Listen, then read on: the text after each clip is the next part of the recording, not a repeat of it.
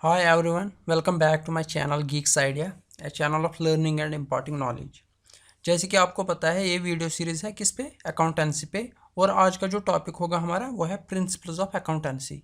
जो हम अकाउंटिंग करते हैं वो किस बेस पे करते हैं, क्या हम ऐसी ही एंट्रीज मारते हैं या कि उसके कुछ रूल्स, उसके कुछ प्रिंसिपल्स है जिनकी बेस पे हम एंट्रीज करते हैं, उन्हीं के बारे में हमें समझना है, पढ़ना है।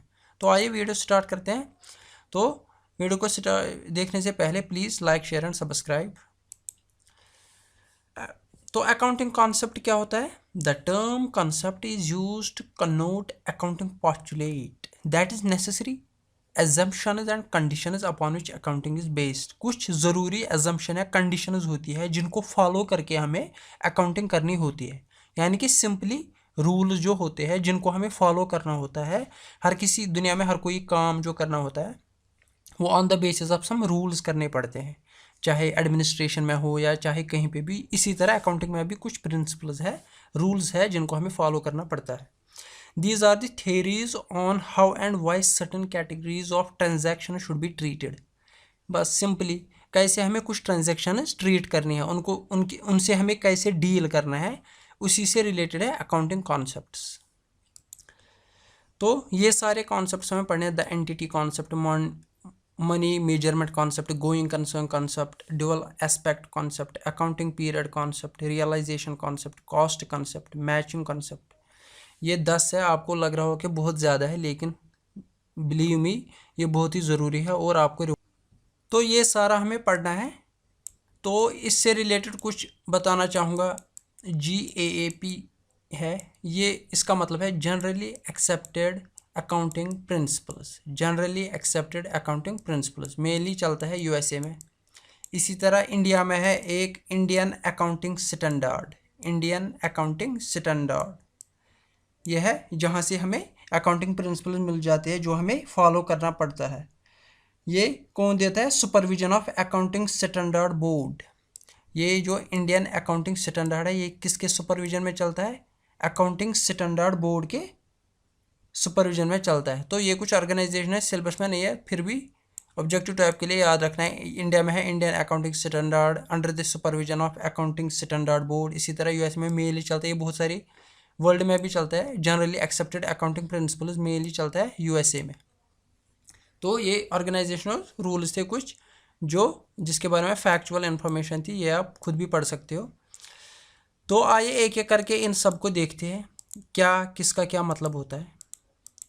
सबसे पहले है बिजनेस एंटिटी कॉन्सेप्ट। ये मैंने जो टाइप्स ऑफ अकाउंट का लेक्चर था उसमें भी बोला था। मैंने क्या बोला था? कोई इंसान तो कैपिटल एक्सपेंडिचर करता है, कैपिटल इन्वेस्ट करता है और वो बिजनेस एक स्टार्ट करता है। लेकिन ये जो प्रिंसिपल है बिजनेस एंटिटी कॉन्सेप्ट, ये इस बिजनेसमैन को अलग मानता है और इस बिजनेस को अलग मानता है। Business and owner are two different entities. Business and owner are two different entities. जब इन दो चीज़ों को डिफरेंट एंटिटी माना गया उससे क्या होगा? देखो भाई, इससे क्या होगा?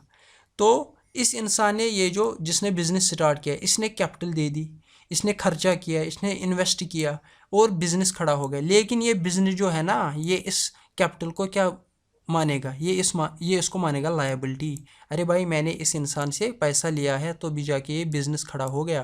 तो इस बिजनेस का जो कैपिटल बन जाता है वो ओनर का, जो ओनर की कैपिटल बन जाती है वो बिजनेस अपने लिए क्या मानता है? लायबिलिटी, क्योंकि ये कल को चुकाना पड़ता है।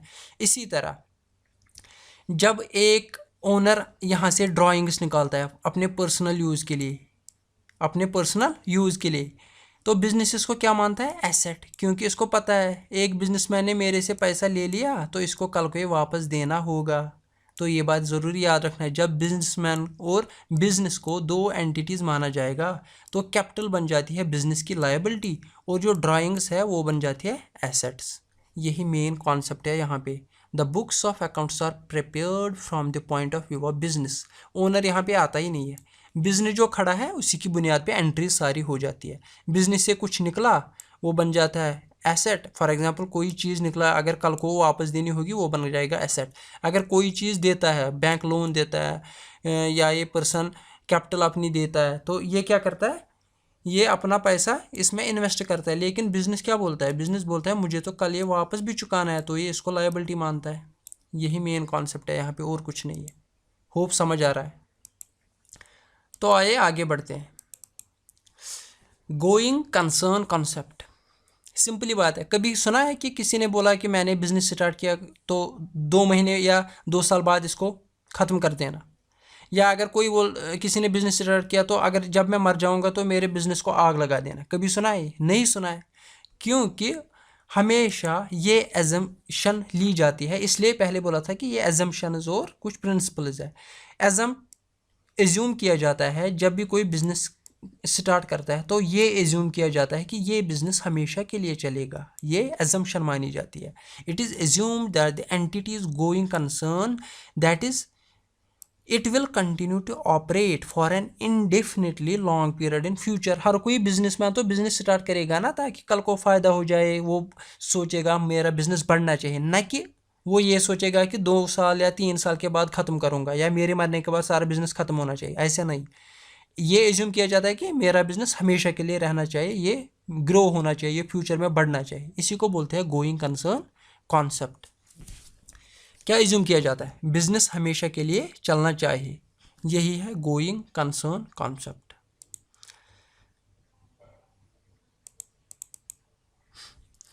तीसरा है money measurement concept. Money measurement concept मतलब क्या है?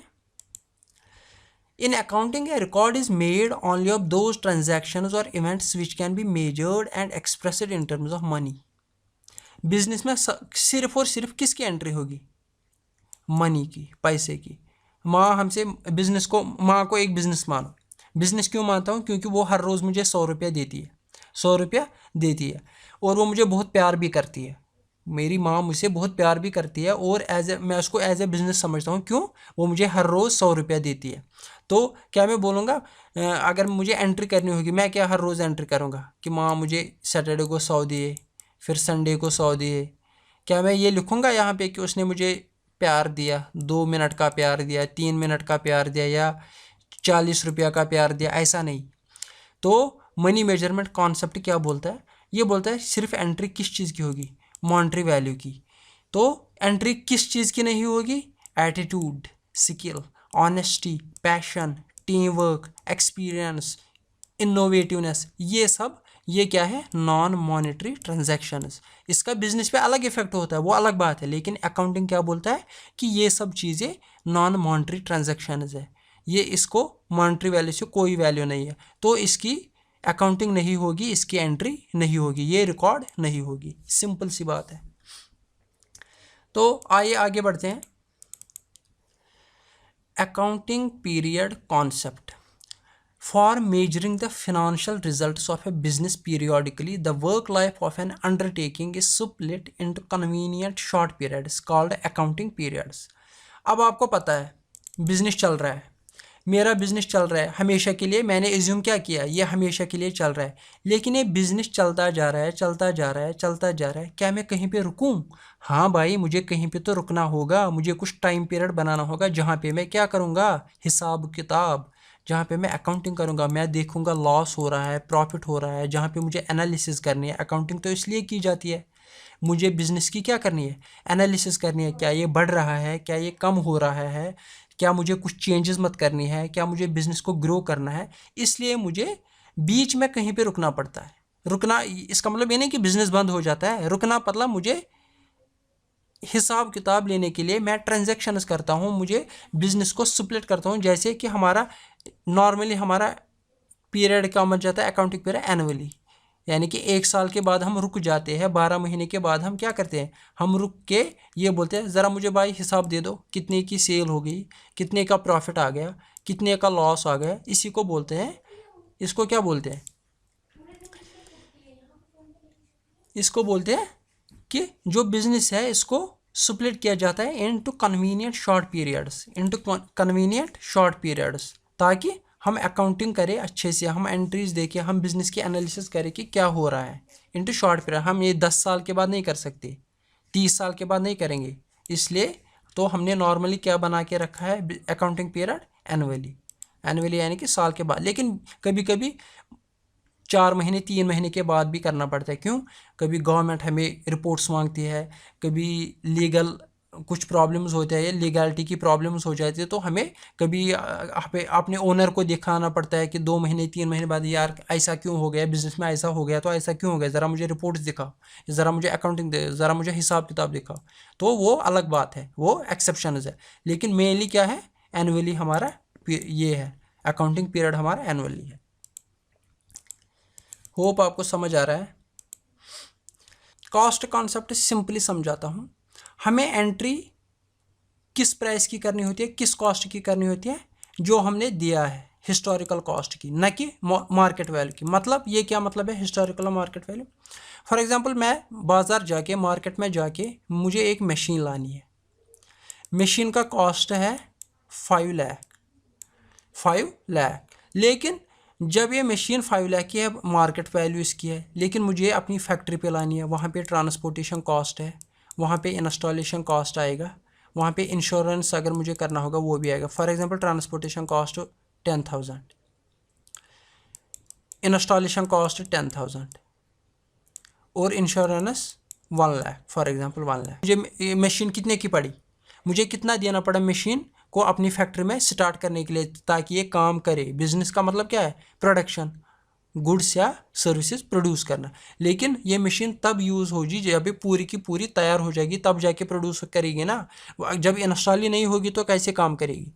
तो मार्केट वैल्यू क्या मतलब है? मार्केट में मुझे 5 लाख की पड़ी, लेकिन जब तैयार हो गई मशीन, कब काम करने लगी? जब ये सारे काम करने पड़े। तो एक्चुअली में मुझे मशीन के लिए कितना पैसा देना पड़ा? 5 lakh plus 1 lakh insurance plus 10,000 transportation और इंस्टॉलेशन कॉस्ट हो गए 20,000। तो 5 लाख और 1 लाख 6 लाख, 6,20,000, 6,20,000, 6,20,000 का। तो ये जो 6,20,000 है, इसकी एंट्री होगी मेरे बैलेंस शीट में, इसकी एंट्री होगी बैलेंस शीट में, न कि 5 लाख। अगर कल को ये मार्केट वैल्यू कम भी हो जाएगी, फॉर एग्जांपल 2 साल बाद इस मशीन की वैल्यू हो गई 4 लाख, तो मेरी जो वैल्यू होगी वो 5 लाख ही रहेगी। 5 लाख प्लस ये जो इंस्टॉलेशन है, मैं कम नहीं करूँगा, मैं इस 5 लाख को कम नहीं करूँगा, बल्कि मैंने उस टाइम में दिया था। इसी का मतलब है historical cost, the price actually paid for acquiring the asset. Actually में मैंने कितने का एसेट खरीदा, भले ही उसका प्राइस जो भी हो, लेकिन एक्चुअल में मुझे कितना देना पड़ा ताकि वो एसेट मेरा बन जाए। मशीन कब एसेट बनेगी? जब वो इंस्टॉल हो जाएगी, जब वो काम करने लगेगी, तब जाके वो एसेट बन जाएगी ना। वरना मैंने मार्केट से मशीन उठा के फैक्ट्री में रख ली, वो कैसे एसेट बन गया? भले मैं थोड़ी मशीन लाऊंगा, मैं कहीं से ख़रीद के फिर बेचने के लिए मशीन लाऊंगा। मशीन तो प्रोडक्शन के लिए लाऊंगा, तो मशीन का वैल्यू कब आएगा? जब वो इंस्टॉल हो जाएगी। वही मतलब है मुझे एक्चुअल में कितना देना पड़ा एसेट एक्वायर करने में। यही मतलब है कॉस्ट कॉन्सेप्ट का। होप आपको समझ आ रहा है अच्छे से। अगर कहीं पे कुछ प्रॉब्लम है तो ज़रूर कमेंट कीजिएगा। 6th है dual aspect concept. Dual aspect concept क्या है? For every debit there is a credit. इसको बोलते हैं डबल एंट्री सिस्टम। डेबिट के साथ साथ जो मैंने बोला था, अकाउंट किस तरह का होता है? टी शेप, एक साइड डेबिट, दूसरे साइड क्रेडिट। यही मतलब है for every debit there is a credit. हर किसी डेबिट को साइड बाय साइड क्रेडिट होना चाहिए। मिसाल के तौर पर ये क्या मतलब है? यहाँ पे लिखा मैंने every transaction should have a two side effect to the extent of same account. इसका मतलब क्या है? यहाँ पे सिंपली समझाता हूँ। देखो ये मेरा अकाउंट होगा, अकाउंट में क्या है? डेबिट और क्रेडिट। मैंने कैश सेल की 10,000 रुपीज़ की, फॉर एग्ज़ाम्पल मैंने मशीन एक लाई, ये अलग है, ये अलग। फिलहाल मैं ये दिखाता हूँ। मैंने मशीन एक लाई तो वो आ गई 1 लाख की। जब मैंने मशीन लाई तो मुझे क्या हो गया? मेरा एसेट बढ़ गया। अगर आपको याद होगा जो मैंने rules of debit and credit पढ़ाए थे, तो एसेट बढ़ेगा तो क्या हो गया? फ़ायदा हो गया। वो किस में आएगा? डेबिट में। तो मैं यहाँ पे रखूँगा for example 1 lakh. Monetary value लिखना है ना, मशीन थोड़ी लिखूँगा, मुझे मॉनेटरी वैल्यू लिखना है। 1 लाख का डेबिट हो गया। क्यों? एसेट बढ़ गया। एसेट कितने का है? 1 लाख का। लेकिन जब मैंने 1 लाख कैश दे दिया, तभी जाके मशीन आई ना। तो इसका मतलब क्या है, कैश भी एसेट होता है, 1 लाख का कैश कम हो गया, इसका मतलब क्रेडिट में 1 लाख का ये भी आ जाएगा। कैश सेल, यहाँ पे कैश सेल लिखेंगे वो भी अलग, यानी कि 1 lakh credit 1 lakh debit. Machine आ गई, एसेट बढ़ गया, कैश गया, एसेट घट गया, यही मतलब है। टू साइड इफेक्ट होता है। यहाँ पे क्या हो गया, एसेट बढ़ भी गया, एक बढ़ गया एक कम हो गया, तो बैलेंस हो गया। डेबिट इज इक्वल टू, ये फिर आगे जाके समझ आएगा कि बैलेंस कैसे होता है। तो यहाँ पे क्या दिखेगा, यहाँ पे भी 1 लाख, यहाँ पे भी 1 लाख, इसका मतलब क्या है वो हम आगे पढ़ेंगे। Asset is equal to liability plus capital, वो अलग आगे जाके देखेंगे वो कैसे हो जाती है। ये बैलेंस होना चाहिए, जितना यहाँ पे एसेट हमेशा क्या रहना चाहिए, लायबिलिटी प्लस कैपिटल हमेशा, ये आगे जाके पढ़ना है। तो ये मैं यहाँ पे बता रहा हूँ कि एंट्री कैसे करनी है। इसी तरह अगर मैंने कैश सेल ऑफ 10,000 की, कैश सेल ऑफ 10,000 की, मैं क्या करूँगा, मैंने सेल की, जब मैंने सेल की तो 10,000 आ गए ना मेरे, सेल हो गई, 10,000 आ गए मेरे खाते में, इसका मतलब एसेट बढ़ गया, तो 10,000 यहाँ से रखूँगा। लेकिन गुड्स तो चले गए ना, गुड्स क्या होते हैं, जिसकी मैंने सेल की, चाहे सर्विस हो या गुड्स हो, उसकी सेल की, इसका मतलब वो मेरे बिजनेस से चला गया, एसेट कम हो गया, तो वो यहाँ पे आएगा 10,000 का गुड, यानी कि पहले स्टॉक में मेरा इतने पास गुड्स थे, अब वो कम हो गए, तो 10,000 का क्रेडिट हो जाएगा, 10,000 का डेबिट हो जाएगा। वही मतलब है, डेबिट और क्रेडिट दोनों साइड का इफेक्ट हो जाता है। इसी तरह एक और एग्जांपल देता हूँ, अगर ओनर ड्राइंग्स निकालता है, ओनर ड्राइंग्स निकालता है 10,000 की, तो 10,000 ड्राइंग्स निकालने का मतलब क्या है, कैपिटल कम हो गया, कैपिटल कम हो गया, कैपिटल भी कम हो गया और एसेट भी कम हो गया, यही मतलब है यहाँ पे। एसेट भी कम हो गया, कैपिटल भी कम हो गया। एसेट कम होने का मतलब क्रेडिट, कैपिटल कम होने का मतलब, कैपिटल का मतलब क्या होता है, कैपिटल तो हो जाती है ना लायबिलिटी, बिजनेस के लिए लायबिलिटी होती है, ये तो डेबिट साइड में आएगी, तो हमेशा डेबिट क्रेडिट आ जाता है, टू साइड इफेक्ट होता है, टू साइड इफेक्ट हो जाता है। यही मतलब है कि there is always two side effect in the transaction. Seventh है रियलाइजेशन कॉन्सेप्ट, इसको बोलते हैं रेवेन्यू रियलाइजेशन, रेवेन्यू रियलाइजेशन भी इसको बोलते हैं, या रियलाइजेशन कॉन्सेप्ट। यहाँ पे क्या लिखा है, profit is earned when goods और services are provided transferred to customer, या यहाँ पे लिखते हैं डिलीवर्ड। जब हम किसी कस्टमर को या किसी से गुड्स डिलीवर करेंगे या डिलीवर हम खुद करेंगे, तब जाके हमें रेवेन्यू लिखना है कि रेवेन्यू की एंट्री होगी। रेवेन्यू हमें कब रियलाइज़ करना है, जब हम गुड्स एक्चुअल में डिलीवर करेंगे। मतलब इसका मतलब क्या है, यहाँ पे एग्जांपल से समझाता हूँ। फॉर एग्जांपल, 1 जनवरी 1 को मैंने सेल की, सेल मतलब मैंने गुड्स दे दिए, सेल का मतलब क्या है, मैंने कस्टमर को गुड्स दे दिए और वो 10,000 मुझे इन फ्यूचर देगा, इन फ्यूचर देगा। मैंने 10,000 की सेल की, सेल का मतलब क्या है, मैंने गुड्स दे दिए 10,000 के, लेकिन ये 10,000 मुझे फ्यूचर में मिलेंगे। अब इसके बरअक्स मुझे दूसरा केस है, एडवांस में पैसा मिला मुझे 10,000 का कैश, लेकिन मैंने गुड्स कब दिए उनको, 1 जून को। 1 अप्रैल को मुझे पैसे मिले, पैसे मुझे कब मिले, 1 अप्रैल को, लेकिन मैंने गुड्स कब डिलीवर किए, 1 जून को। ध्यान रखना है यहाँ पे गाइस, यहाँ पे मैंने गुड्स डिलीवर कब किए, 1 जैन को, और फ्यूचर में मुझे मिलेंगे, फॉर एग्जांपल 1 मई को मुझे पैसे मिलेंगे। इसी तरह मुझे यहाँ पे एडवांस में पैसा मिला, लेकिन गुड्स मैंने डिलीवर कब किए, जून को। रियलाइजेशन कॉन्सेप्ट क्या बोलता है, आपको रेवेन्यू उस टाइम रियलाइज करना है, revenue should be recognised only when it is legally due and realisable. मतलब मैंने यहाँ पे डिलीवरी की ना 1 जन को, तो इसी टाइम मुझे एंट्री करनी है क्या, रेवेन्यू की। हाँ, इतना सेल हो गया, इतना मेरा क्या हो गया, प्रॉफिट या लॉस जो भी आएगा, या मेरे पास रेवेन्यू कितना आ गया, 10,000। चाहे मेरे ये फ्यूचर में आए या चाहे ये आएगा ना आएगा, उससे मतलब नहीं है, पैसा कब आएगा, दिया है नहीं दिया है, मतलब किससे है, मतलब जब मैंने गुड्स की डिलीवरी कर दी उस टाइम रेवेन्यू रियलाइज़ किया जाता है। यहाँ पे मुझे पैसा पहले ही मिला, लेकिन मैं रेवेन्यू कब बोलूँगा, रेवेन्यू की रियलाइजेशन कब होगी, 1 जून को, यानी कि एंट्री सिस्टम कब ये आएगा वजूद में, 1 जून को। 1 जून को मैं बोलूँगा 10,000 की क्या होगी सेल, यानी कि एंट्री सिस्टम कब आएगा, रेवेन्यू के बारे में कब सोचा जाएगा, 1 जून को, क्योंकि 1 जून को मैं डिलीवरी करता हूँ। तो रियलाइजेशन कॉन्सेप्ट का क्या याद रखना है, सिर्फ डिलीवरी कॉन्सेप्ट। जब मैं गुड्स डिलीवर करूँगा तब जाके मैं रेवेन्यू को क्या करूँगा, रियलाइज़।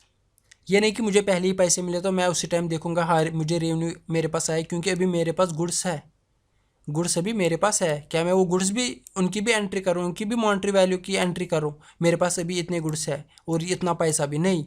जब ये गुड्स कल को जाएंगे 1 जून को ये इनकी डिलीवरी मैं करूँगा, तब जाके मैं बोलूँगा हाँ मेरे पास इसका इतना पैसा है, रेवेन्यू सिस्टम। तो सिंपली याद रखना है, रेवेन्यू को तब रियलाइज़ करना है, तब एंट्री उसकी होगी जब मैं गुड्स की डिलीवरी करूँगा। सिंपल।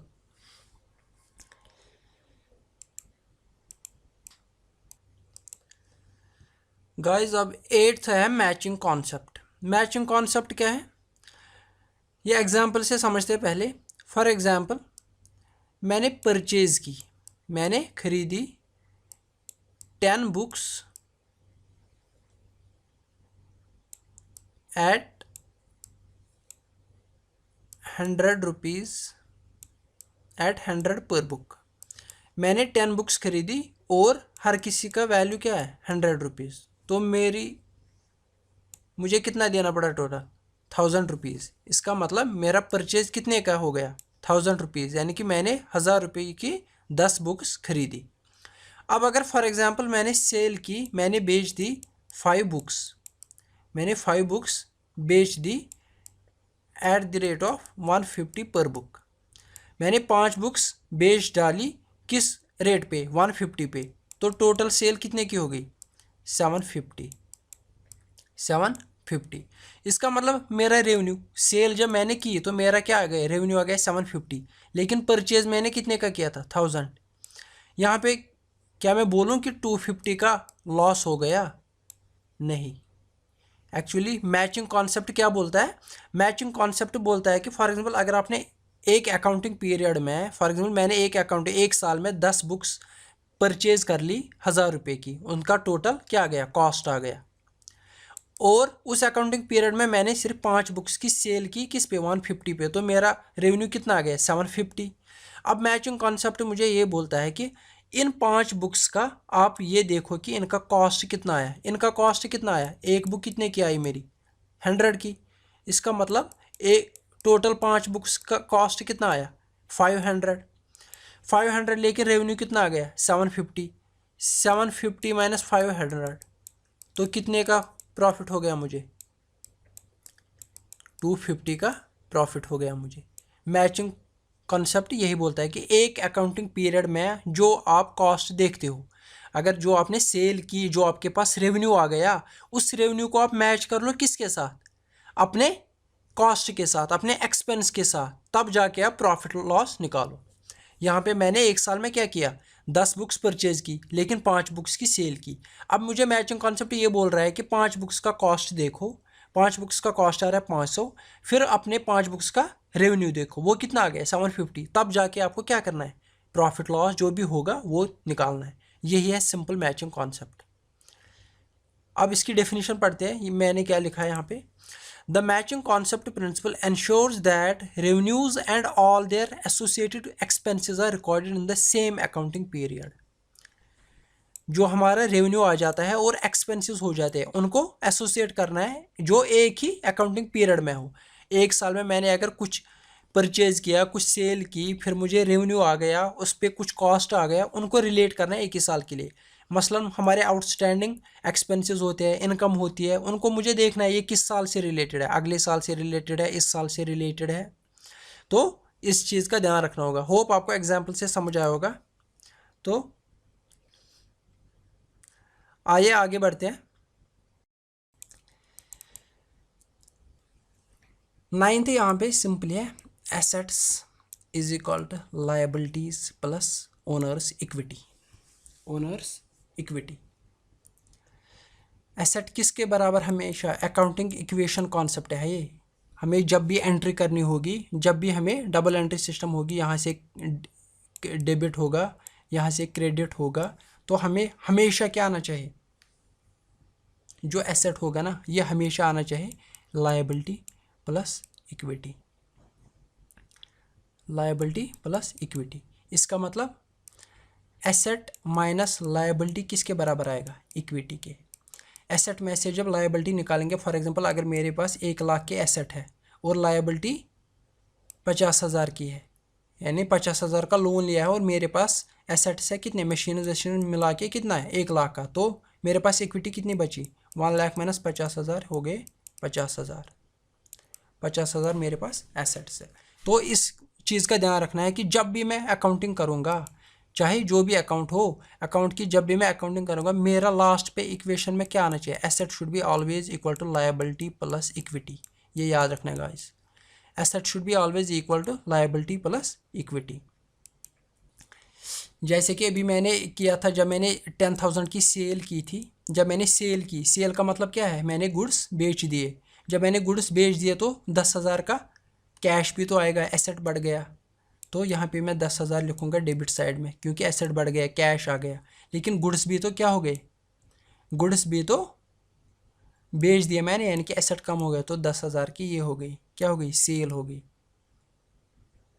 10,000 की सेल होगी। ये इक्वेशन जब हम मिलाते हैं, ऊपर हमें पता होगा कैपिटल कितना है, बाकी चीज़ कितना होगा, तो हमें हमेशा आएगा क्या, asset is equal to liability plus equity. ये चीज़ हमेशा याद रखनी है।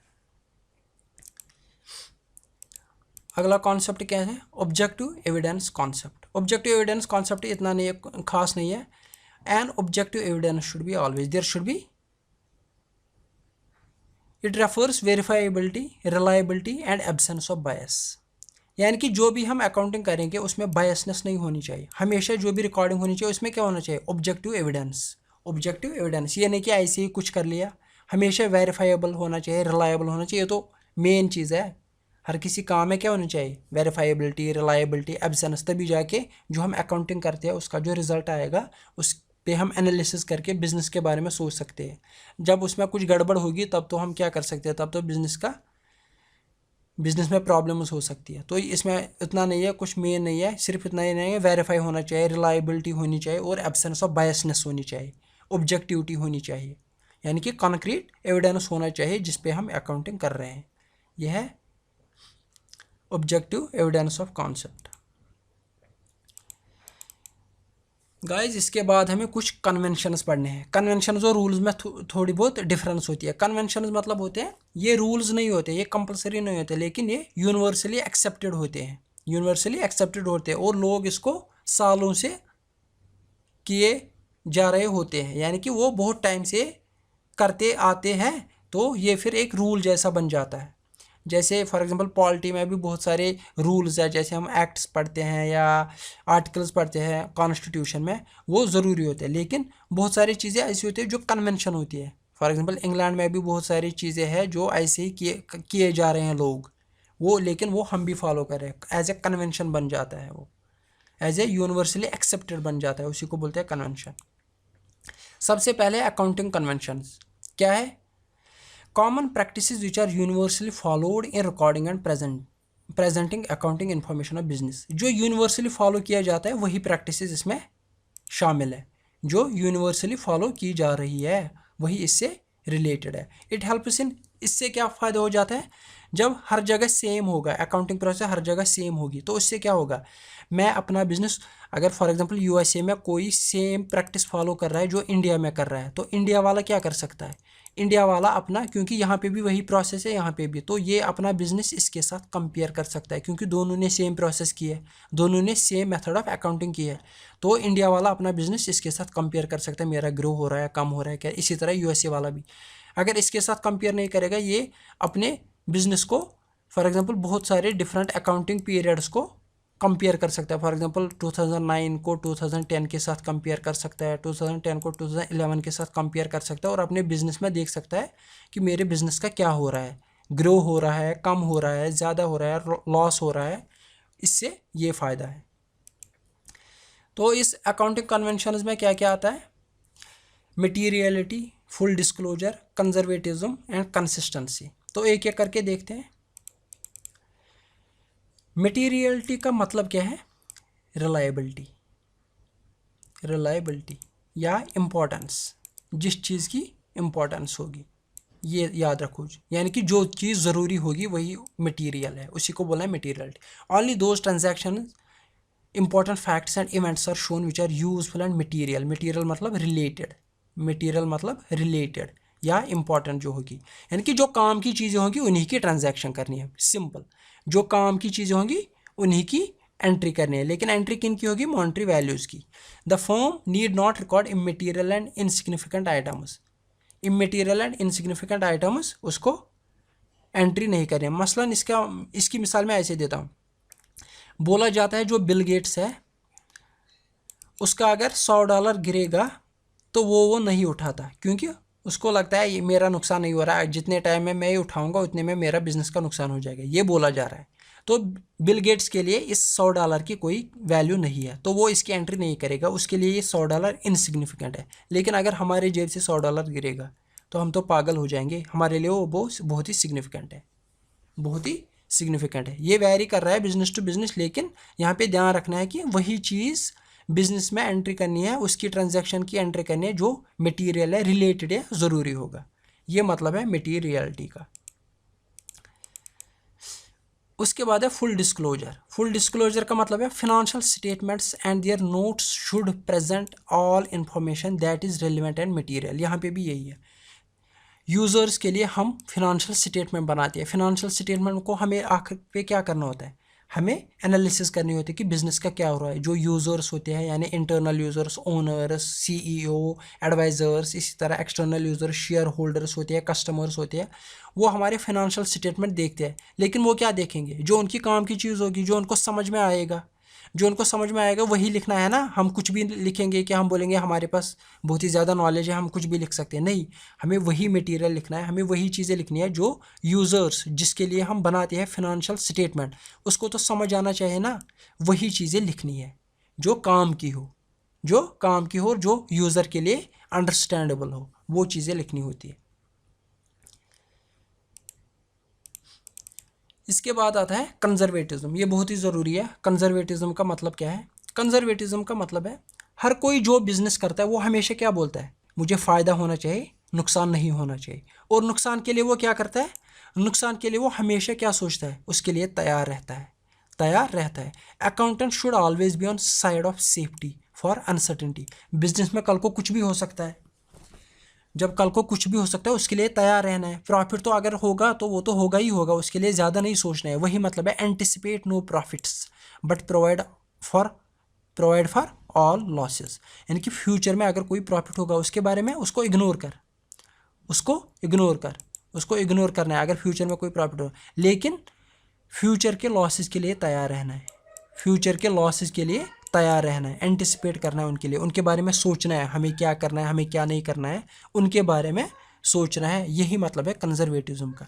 प्रॉफिट के बारे में कुछ मत सोचो, लेकिन लॉसेस के लिए तैयार हो। फॉर एग्जांपल अगर बादल गरज रहे हैं और आपको एग्ज़ाम देने के लिए जाना है, आप क्या करोगे?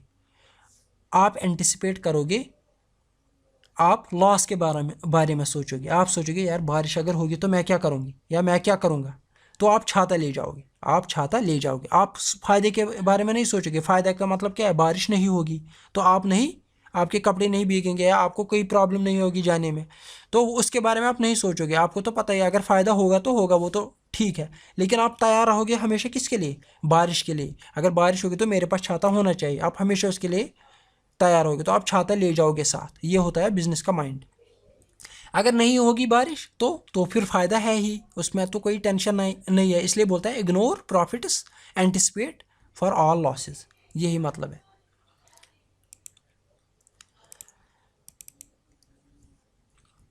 यहाँ पे क्या लिखा है? Making provision for bad and doubtful debts. अगर आपने डेट्स के बारे में कुछ दिया है तो उनके बारे में आपको सोचना है। अगर मैंने कोई डेट दिया है, क्या वो वापस आएगा? क्या वो, अगर मैंने किसी को उधार दिया है, क्या वो वापस आएंगे? क्या वो बिज़नेस को घाटा मत करेंगे?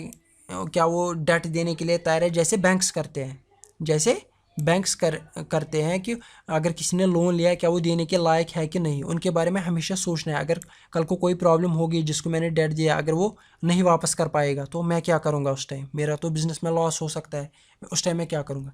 इसी तरह डेप्रिसिएशन ऑन फिक्स्ड एसेट्स वो हमेशा शो करना है, क्योंकि वो तो लॉस में आता है। डेप्रिसिएशन ऑन, वो अप्रिसिएशन नहीं दिखाना है, अप्रिसिएशन तो प्रॉफिट है ही है, उसके बारे में नहीं सोचना है, लेकिन डेप्रिसिएशन को हमेशा क्या करना है, शो करना है। ये है कंजर्वेटिज्म। इसके बाद है consistent. The accounting practices and method should remain consistent from one accounting period to another. One accounting, अगर मैं किसी अकाउंटिंग पीरियड में अकाउंटिंग करता हूँ, लेकिन जो भी मेथड या प्रैक्टिस मैं करूँगा वो कंसिस्टेंट होनी चाहिए, वो सेम रहनी चाहिए, वो वैरी नहीं होनी चाहिए। ये सिंपल मतलब है। फिर मैं दूसरे साल कुछ और प्रैक्टिस कर सकता हूँ, लेकिन वो उस टाइम कंसिस्टेंट रहनी चाहिए। अगर मैं एक साल कोई प्रैक्टिस कर रहा हूँ, वो उस साल या वो उस अकाउंटिंग पीरियड में कंसिस्टेंट होनी चाहिए। इसी तरह अगर मैं दूसरे साल दूसरी प्रैक्टिस करना चाहूँगा, लेकिन वो उस साल के लिए कंसिस्टेंट रहनी चाहिए। तो ये थी कंसिस्टेंट। तो होप गाइज, मुझे लग रहा है कि मैंने अच्छे से समझाया, तो आप फीडबैक दीजिएगा कि आपको कैसा लगा। तो ये याद करने के लिए, ये बहुत ही ज़रूरी याद रखना है, क्योंकि इसमें से कोई भी स्टेटमेंट आ सकता है एग्ज़ाम में कि कंसिस्टेंट का मतलब क्या है, या इसी तरह कंजर्वेटिज्म का मतलब क्या है। बहुत सारे जो भी मैंने अभी तक के प्रिंसिपल्स पढ़े हैं, उनमें से कोई स्टेटमेंट आ सकता है, ये किससे रिलेटेड है, ये किससे रिलेटेड है। होप आपको ये समझ आया होगा। इनको बहुत ही ज़रूरी रिवाइज़ करना है ताकि ये याद रहे। गाइस, चैनल को सब्सक्राइब करना ना भूलें, please and please subscribe the channel so that we will get motivated and upload more and more videos. Thank you very much.